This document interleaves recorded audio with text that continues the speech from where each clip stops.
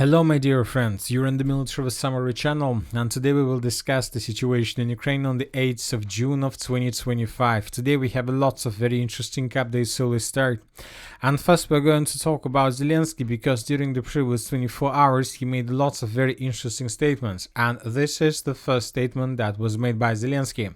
Give it, Zelensky pounced on the US for refusing to sell air defense systems to Ukraine. We are working to increase Ukrainian air defense. We really need positive signals from the United States, specific signals on the air defense. We are still waiting for a response to the offer to buy systems that can help. Specific signals, not words. That was stated by the President of Ukraine, Zelensky. Later, probably a few hours after the first statement, we got another interview published by the Western media, and according to this interview, the US refused to give Ukraine the missiles it promised to fight the Shaheds and gave them to the Middle East. According to him, we are talking about 20,000 missiles promised by the Biden administration. According to Zelensky, the Minister of Defense reported to him about the Americans' refusal on the day of the interview. So Zelensky is going to stay without air defense, without air defense systems, without air defense missiles for the next several days.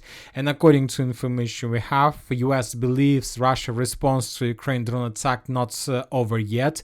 Expects a multi-pronged strike. A powerful attack by Russia on Ukraine is expected in the coming days, Reuters reports, citing high-ranking US officials. This is very important because during the previous days the Russians already attacked all over the entire territory of Ukraine.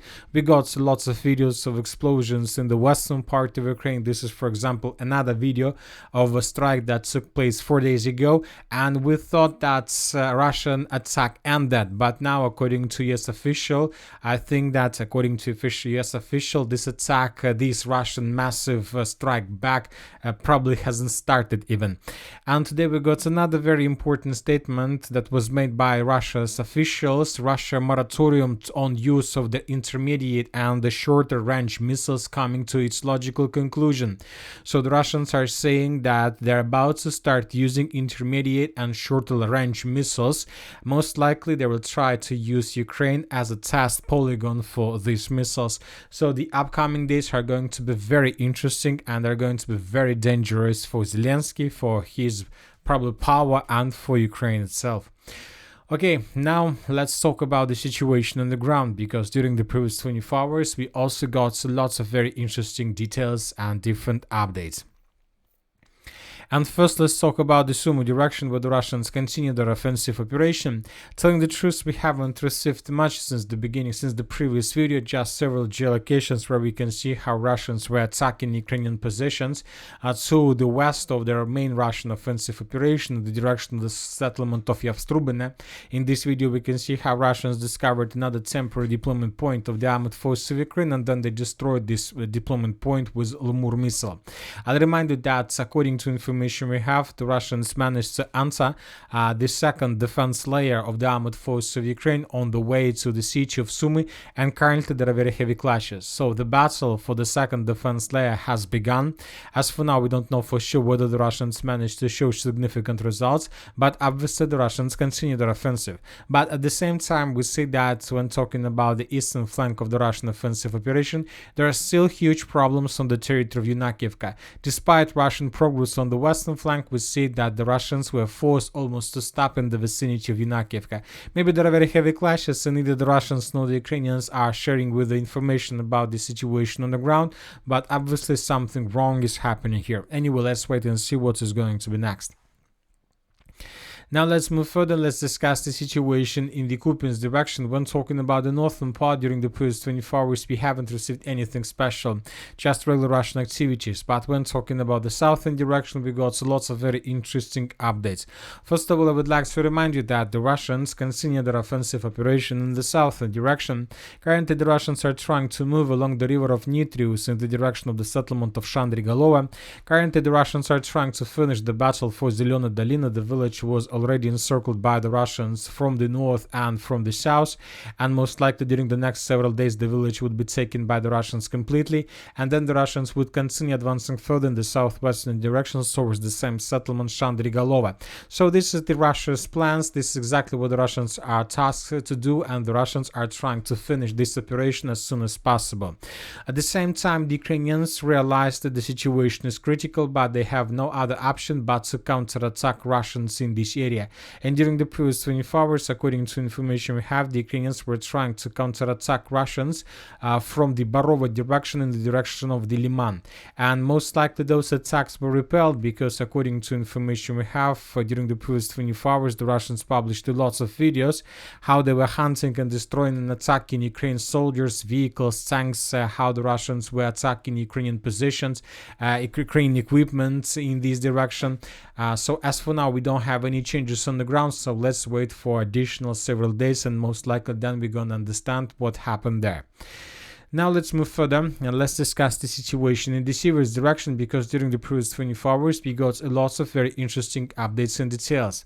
And to understand the situation, first I would like to talk with you about the most northern icons in this area. This icon is probably the most important icon of the previous 24 hours, and here we can see how the Russians with drones managed to discover another bridge. So of course they saw this bridge before, they just probably carry out reconnaissance operations, and they managed to discover that the bridge was mined by the Ukrainians, and as a result of FPV drone attack, this bridge was destroyed. So this is the situation in the northern part of the city of Siversk. The most interesting thing is that several days ago, more precisely on the 6th of June of 2025, so 2 days ago, we got another video almost from the same area, but from the southern part of the city of Siversk. And here we can see the same story. The Russians managed to discover the Ukrainian bridge, another Ukrainian bridge, and the Russians attacked this bridge with FPV drone, and the Russians attacked mines below the bridge, and then there was very heavy explosion. As a result of this attack, this bridge was also destroyed. So during the previous 2 days, as we can see, the Russians managed to cut the Ukrainian logistic from the north by attacking the first bridge in this area, and later the Russians attacked another bridge in the southern part of the city of Siversk. So basically 2 logistic roads were cut by the Russians. We're not saying that the eastern part of the city of Siversk is currently without any supply and support, but obviously these attacks send a very powerful message to Ukraine that the Russians are going to begin a major offensive operation in the direction of the city of Siversk in coming days, most likely after Russian massive missile and drone strike, and the next day the Russians would start. Anyway, if we increase the numbers of this since the beginning of June, we're gonna see that almost every single square kilometer between the space between the city of Siversk, Novoselka and Verkhnekamenska was attacked by the Russian drones, Russian FABs, Russian artillery strikes, and many other different types of calibers the Russians used for these purposes. So obviously the territory, this space is already ready for Russian offensive operation. We expect in 1 or 2 days this is going to happen, and then we'll see whether the Russians are able to answer the most eastern part of the city of Siversk or not. But obviously this is going to be a very powerful media victory if the Russians do this. Now let's move further and let's discuss the situation in the Kostyantynivka direction. During the previous 24 hours we got lots of very interesting updates, but the most important are coming from the most southern part of this pocket. And today the Minister of Defense of the Russian Federation reported that as a result of intensive and resolved actions, the forces of the group of forces south managed to establish complete control over the settlement by the name of Zoria. So this village in the most southern part of the pocket was taken by the Russians. Let's compare the maps. This is the situation by the end of the 7th of June of 2025. So as you can see, the northern and the northeastern part of the village of Zoria used to be considered as a gray zone or contested area, and now according to the Minister of Defense of the Russian Federation, by the end of the 8th of June of 2025 we have colored this territory completely. So the village was taken by the Russians, and the Russians are ready to move further in the northern direction. And I would like to remind you that several days ago several very reliable pro-Russian resources sources reported that as a result of offensive operation, some Russian bikers managed to answer the southern part of Alexander Kalinova, and according to information we have, the Russians managed to establish a foothold in this area. As of now, we don't know for sure whether this update is correct or not, or whether the Russians were attacking in this direction or not. Anyway, that was a very interesting piece of news, and I think that we need to pay attention to the situation on the line between Zoria and Alexander Kalinova, because everything is possible, and indeed the Russians could answer the territory of Alexander Kalinova several days ago, and so let's wait and see. But what we know for sure is that the Russians are moving in the western part of the settlement of Yablunovka. There are very heavy clashes for this territory. The Russians are taking one stronghold after another. The Russians are taking one building after another. And as we discussed during the previous video, the Russians managed to establish complete control over the western part of the village of Yablunovka. And currently the clashes are taking place for the central part. Of course, we are waiting for additional geolocations, but obviously we are coming to the turning point of the battle, because if the Russians are able to answer the central part, this is going to be the beginning of the end of the southern Kostyantynivka direction or the Kliban-Bytsky direction. Anyway, let's wait and see what is going to be next. Now let's move further and let's discuss the situation in the Pokrovsk direction. During the previous 24 hours we haven't received anything special, just one video from the most southern part of the city of Pokrovsk, and here we can see how Russians were bombing and attacking the H positions of the armored forces of Ukraine with TOS flamethrower systems. Telling the truth, it reminds me something like artillery preparation, so maybe the Russians are going to attack in this direction in coming days. And now we're going to discuss the most important updates of the previous 24 hours, and according to information we have, according to the Minister of Defense of the Russian Federation, units of the 19th Tank Division, the Group of Forces Center, have reached the western border of the Donetsk People's Republic and continue to step up the offensive on the territory of the Dnipropetrovsk Oblast. So the Russians today, the Minister of Defense of the Russian Federation today officially reported that the Russians crossed the border between the region of Dnipro and the region of Donetsk, and the Russians continue offensive further in the western direction, most likely towards the settlement of Novopavlovka. And during the day, several mappers, pro-Russian mappers, adjusted their maps in Russian favor, and later we got the video, and this is exactly the moment. This is exactly the moment when the Russians crossed the border between Donetsk region and Dnipro region. Here we can see two Russian soldiers, or 4 soldiers, and here we can see how Russians were talking about the situation on the ground along the border. They were saying that where the Russians answered the Dnipro region, we see the Russian flag, and obviously we are not talking about the situation that the entire irregular army of the Russian Federation crossed the border. As of now, we see, according to this video, we are talking just about the sabotage and reconnaissance group. And furthermore, I think that this is not like a part of Russian offensive operation in the direction of Dnipro. According to the geolocation of this video, we see that most likely the Russians were planning, so the entrance on the territory of Dnipro was something like a secondary task. The primary task for the Russians was to get the Dnipro region and to outflank the Ukrainians in the village of Goryokhova.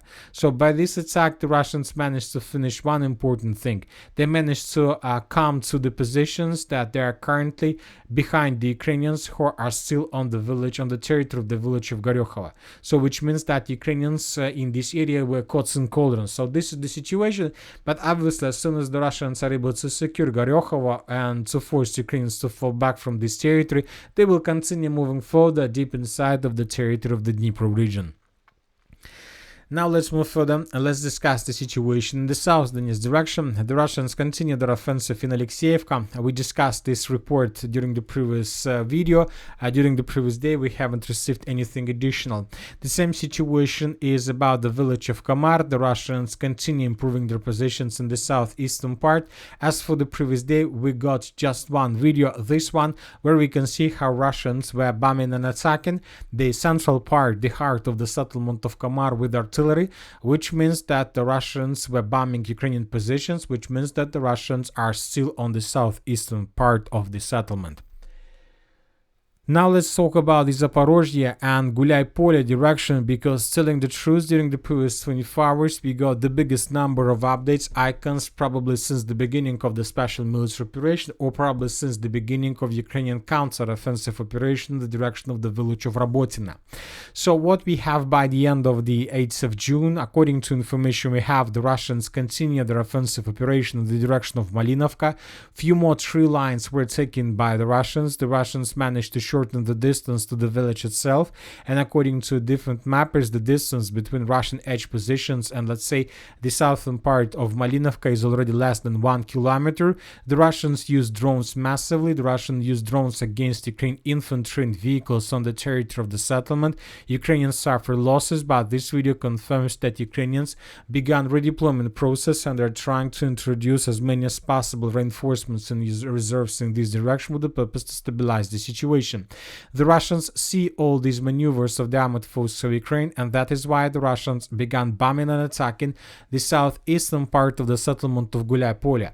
You know that, and according to these two updates, these two areas of updates, we see that the Russians probably attacked the village of Malinovka with the purpose to distract Ukrainian attention. So that was an attack that was carried by the Russians with one purpose: to force the Ukrainians to introduce additional forces in the vicinity of Malinovka.